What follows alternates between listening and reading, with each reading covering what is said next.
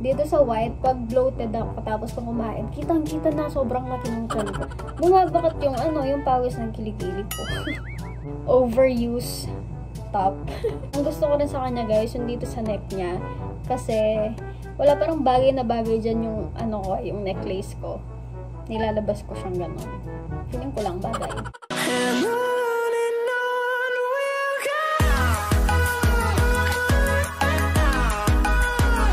Hello everyone, it's Krisha. Welcome back to my channel. So for today's video guys, another Shopee haul which is the basic. Kagaya ng suot ko ngayon, yung mga basic tops lang and yung mga onting tank tops. Lately kasi guys, parang lagi na lang ako ganito, basic tops. And mas comfy kasi yun, nakakagalo ka ng maayos. Ayun, so meron akong iba't ibang klaseng tops dito guys. Merong crop, merong semi-crop, and then merong full length. Start na tayo. Lahat ng items na ipapakita ko sa inyo ay ilalagay ko sa description box yung link. And mag-start tayo dito sa ganitong top. Ano nga ulit tawag dito? Nakalimutan ko, sorry.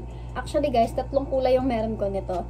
Alam nyo kasi, kapag bumibili ako ng top, tapos nagustuhan ko siya, parang gusto kong bilhin na lahat ng mga gusto kong kulay. Eh, yung gustong kulay ko lang naman, black, white, and nude, ganun. Yung black ko, hindi ko mahanap kung nasan siya. Pero i-insert ko na lang dito yung when worn niya. And mas gamit ko yon kaya hindi ko nga alam nasan siya, diba? Pag nalalaba yung mga damit ko, para silang nagwawalaan. Bale, ito yung Zara dupe. Hindi siya orig Zara ha. Nabili ko lang to sa Shopee guys. In the size small siya on tag. And maganda kasi yung tela nila. Parang sobrang comfy niya talaga. Ayan, nagsistretch pa siya guys. Extra small ako. Yung small is kasya naman sa akin. Ayan, hindi ko na alam kung ilang beses ko tong nasuot. Kasi sobrang dami ko ng beses talaga nasusuot yung black and white. Gamit na po sila. Opo. Parang last 2 years ko pa to nabili. And sobrang buhay pa siya. Wala pa siyang any sira, any tas-tas. And mind you guys, 100 plus ko lang siya nabili. 'Di ba? Sobrang mura niya. Tapos matagal mo na din siyang magagamit. Huwag nyo nga lang iwawala. Next one na tank tops ay ito. Alam nyo guys, yung tela nila is sobrang kapal. Double lining sila. Black and white ulit sis, kasi nagustuhan ko nga. This is from Lovito in the size small. But yung small niya, medyo big sila sa akin. Siguro extra small ako dito. Kaya lang wala silang extra small. Kaya small na lang. Very thick ng tela niya guys. Ayan o. Double lining siya. Tapos yung cut niya, diba? Very minimalist niya lang. Yung para siyang pa-tube na merong strap. Ganon. Ewan ko. Basta sobrang minimalist niya lang. Itong black niya guys, sobrang nagagamit ko din to. Kasi wala, sobrang simple niya lang, no? Tapos partneran mo lang siya ng high-waist pants, high-waist shorts, ng skirts. Yung mga pinapakita ko naman sa inyo, highly recommended ko yan. Kasi palagi ko silang sinusuot. Parang araw-araw meron ako sinusuot isa sa kanila. Yung white niya guys, hindi siya malinaw, I swear. Kahit magsuot ka ng colorful na underwear dyan, hindi siya makikita. Parang pwede siyang pang swimming. Ganun yung tela niya, para siyang yung mga pang swimming na mga madudulas. Tapos guys, ito pang mga pinapakita ko is very affordable lang nila. Walang umaabot dito ng 300 bestie kasi ako din. Gusto ko din ng maraming basic tops and iba't ibang kulay. And kapag bumili ako ng white, kailangan yung marami. Kasi yung white, diba, mabilis siyang mangupas. Or kapag nag-wash kayo ng damit, nahahawa siya ng ibang kulay. Kaya gusto ko maraming nabibili kong white. Kaya mura lang yung mga binibili ko dito. Anyway, next na guys is itong square neck top. Ito matagal na din siyang nasa akin. Very fitted niya sa akin guys. In the size extra small. Hindi ko lang alam kung meron pang extra small sa napagbilhan ko nito. Pero ilalagay ko na lang yung link para punta na kayo doon. Ayan, very crop top siya guys. Yung tela niya kagaya lang nung Zara na yun. Kasi Zara din naman siya na overrun. Siguro pag bumili kayo ng white nito, parang medyo see-through na siya kasi naninipisan ako sa black niya. Ayan, nakikita niyo na yung likod. Ayun lang naman. So, marirecommend ko dito guys is itong black or yung mga dark colors pa. Ayun pa siyang ganyan no. May etiketa siyang napakahaba sa loob. Ewan ko din, ba't di ko siya gupitin? Kasi minsan lumalabas to eh. O, diba? Lumalabas. Next one is ito. Lagi ko din siyang nasusuot guys. Ayan. Ito yung SFB and Sister. Ganyan yung brand niya. In the size XXS. Pero XS lang ako dito. Sobrang, ano na to eh, sobrang hapit na niya sa akin. Ganito yung tela niya guys. Yan. Rib din siya. And crop. Parang yung mga nabibili sa H&M guys, yung mga tag 499. Ganun na ganun siya.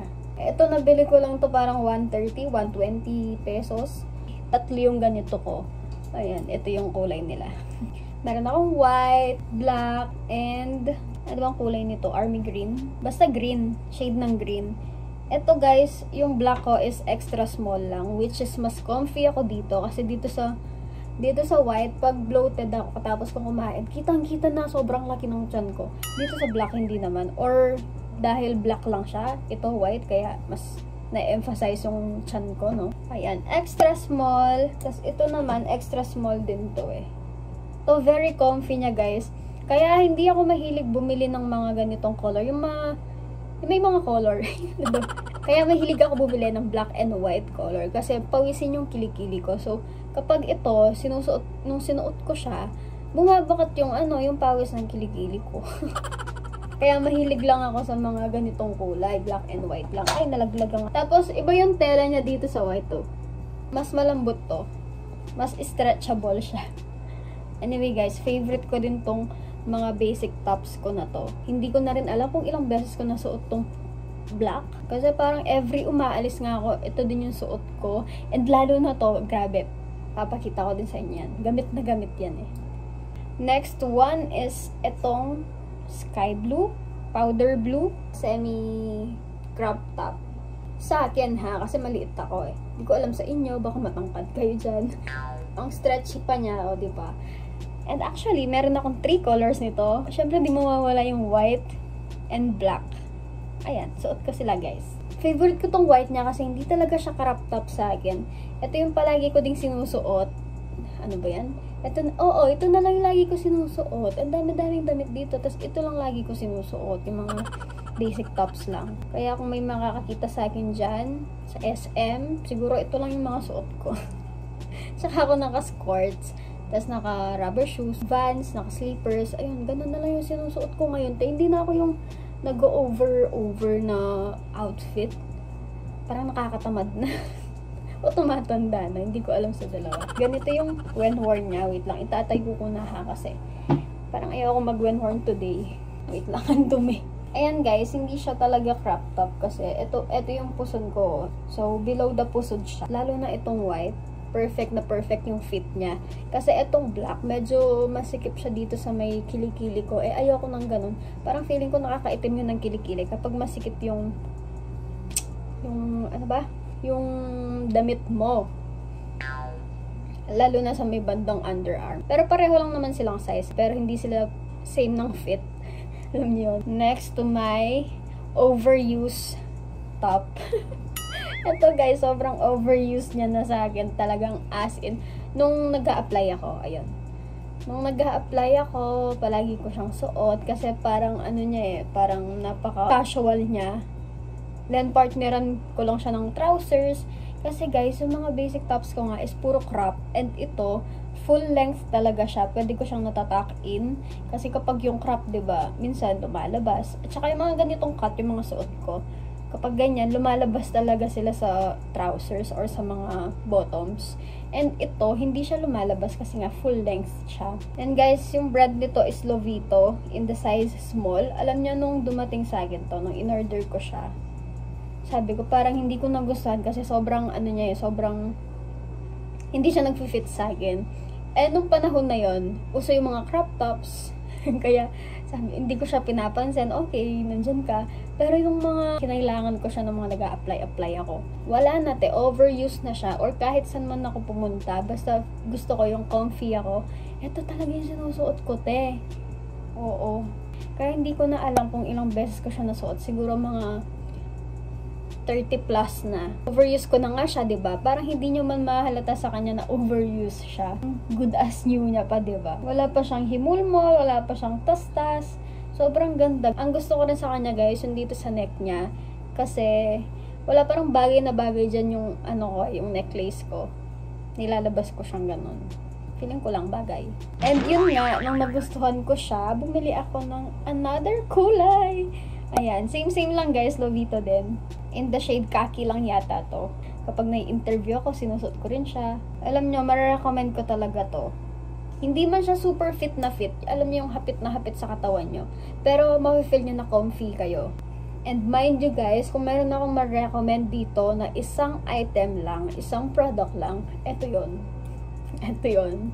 Kasi full length siya. Ayun nga, na-explain ko na. Sobrang comfy niya, guys. Last one ay ito. Ayan. Nawawalan na ako ng boses. Ito, guys, full length siya. Gusto ko sa kanya, guys, is yun nga, full length siya. Tapos, yung dito niya, mahaba siya. Parang, ano ba? Parang hanggang dito ko. Ganda niyang partneran sa mga trousers din. Trouser shorts, yung mga ganun, parang mga elegant looking, classy, chic. Lovita din to guys, in the size small. Pero yung small niya, ano na, malaki siya. So, pwede siya sa medium. So, if medium ka and gusto mong mag-order nito, orderin mo na lang yung small. Kasi malaki na yung small eh. Ito, hindi ko siya masyadong nagagamit, pero gusto ko siya. Ano daw? Pero hindi ko siya madalas nagagamit kasi nga itong dalawang gamit ko palagi. Yung tela niya, hindi rib and hindi knitted. Ganito siya guys. Hindi ko alam yung tawag dito. Parang hindi kasi ako comfy sa mga tela na ganyan eh. Parang medyo, ano siya, ano yun. Puro siya na lang yung sinasabi ko. Sino ba siya? Parang siyang, parang medyo makate. Ayun. Rough yung fabric. Ayun na yung mga recommendations ko sa mga basic tops. Marap kayo dito. Guys, sobrang kailangan natin yung mga basic tops na ganito sa damitan natin. So, you can never go wrong talaga with basic tops. Sobrang dali lang nilang i-style. Ayun lang guys. That's it for today's video. And sana nagustuhan nyo tong video na to. Thank you so much for watching. Make sure to subscribe to my channel and click the notification bell button down below for you to be notified whenever I post a new video. Bye! I've been feeling so down, yeah.